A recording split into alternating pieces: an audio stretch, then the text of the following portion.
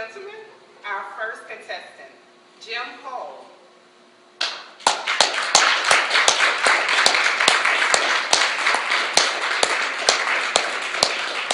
Jim Hull, preparation.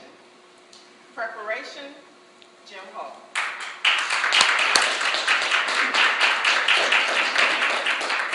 Thank you, Madam Contest Master, and thank you to all my Toastmaster friends that are here for this wonderful occasion tonight, this great contest that we do once a year.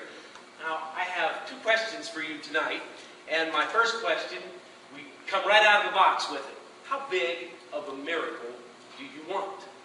How big of a miracle do you want? Well, that's stupid. I want a real big one. That's what everybody would say. I want a big one. I want the big win. I want the big success. I want the enchilada that's at the top. That's the one that I want. Which leads us to the second question. The second question is, are you willing to pay the price for it? Are you willing to pay the price for it? Because anything that's worthwhile comes with a price tag attached to it. And you've got to be willing to pay the price. You can't be one of these folks that just wings it. You never want to just wing it. You want to step up and pay the price. Now, I think they call it something like sweat equity. Sweat equity, or if we really want to get to it, let's talk preparation. It takes preparation to get that big win, that big miracle, that big thing that we're after. Preparation. Now, my mind goes back to the great race car driver, Al Unser, who made the statement regarding success. What is success? He said, I'm glad you asked me that. He said, it's the place where preparation meets opportunity. Preparation and opportunity come together, and success is there at that place. And when we think a little, do you remember that great tennis player, Arthur Ashe? Arthur Ashe, as they were asking him, how are you such a good success in life? How do you make it so good? And he says, well, I'm glad you asked me that. He said, success. He said, it comes from self-confidence. Where do you get self-confidence? Preparation. He says, if I prepare hard enough and good enough and I know that I'm ready, I'm filled with such self-confidence that success is a natural result.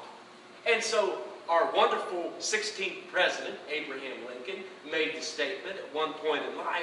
He said, if I had 8 hours to cut down a tree, I would spend 6 of those 8 hours sharpening my blade. Getting ready. Preparing. Making sure I'm ready to go. And those of us who have ever taught a class, we know that if you have an hour's worth of teaching, you're going to have to spend at least 2 hours, double that, getting ready for that class. All of us who are Toastmasters that have made speeches, that little 5 to 7 minute thing, well, we have a whole lot of preparation time getting up to that thing, don't we? Preparation. Preparation. And so, when I think of preparation, my mind goes to those Olympic athletes who we see them making a wonderful coming down the hill with the skiing. Do we realize how many times they've had to come down that hill before we see them on TV making their one run that is for Olympic gold? Hours and hours of practice. And do you recall I started off this speech by saying, how big of a miracle do you want? In the book of 2 Kings in the Bible, there was the story of 3 armies that were coming together to defeat the bad guys. They had traveled and traveled all this distance. Finally, were getting to the point where they were ready to make their big, giant fight the next morning, and they realized, we ain't got no water. What are we going to do for water? Now, I realize we have an awesome God that we can pray to, and He could have trucks of Aquafina show up in the desert. God could do that because He's God and He can do whatever He wants. But in the Bible, I didn't see any stories of trucks of Aquafina showing up. So what happened? What happened to be able to win this battle? They were in desperate need of water. They called out to the man of God, Elisha, what do we do? What do we do? one sentence of instruction. He says, make this valley full of ditches. If you want a miracle, you've got to dig ditches. And as many ditches as you dig in one night, that's how big your miracle is going to be. And so they went to work. 3 armies out there digging ditches in the night. And finally hit a point where they quit their digging. Oh, I'm too tired. I got to go to sleep. And when they woke up a little bit later, every one of those ditches was filled with water. Isn't that something? The more amount of ditches that they did, the more water showed up. So they had to do their part in preparation for the miracle. Which leads me to the very next chapter in the Bible. When you look at it, there was a lady that she said, I'm in big, big trouble. Man, what do I do, man of God? And he says, well, what do you got? And she says, well, my husband's dead. The creditors are coming to get 2 of my sons. What am I going to do? All I got is this little cruse of oil. And he says, well, I'll tell you what you need to do. You need to prepare for a miracle. And if you're going to do it, it's going to take some preparation. I want you to be able to grab as many containers as you could possibly get. Just grab these things, one after another. Go through your house and get anything that will hold oil. And so, man, went through this thing left and right, grabbing a hold of any kind of container that they possibly could get a hold of.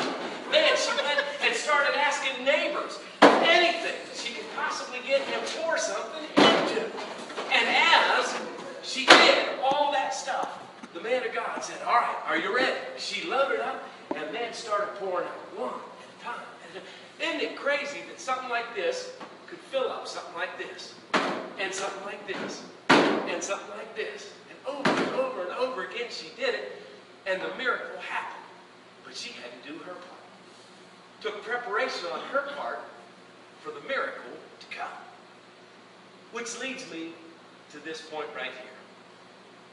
If you want the big win, if you want the success, if you want the miracle, you've got to do your part and prepare. Here's the big teachable moment right here. If you fail to prepare, then you prepare to fail. Ooh, that's good. That's good. With that said,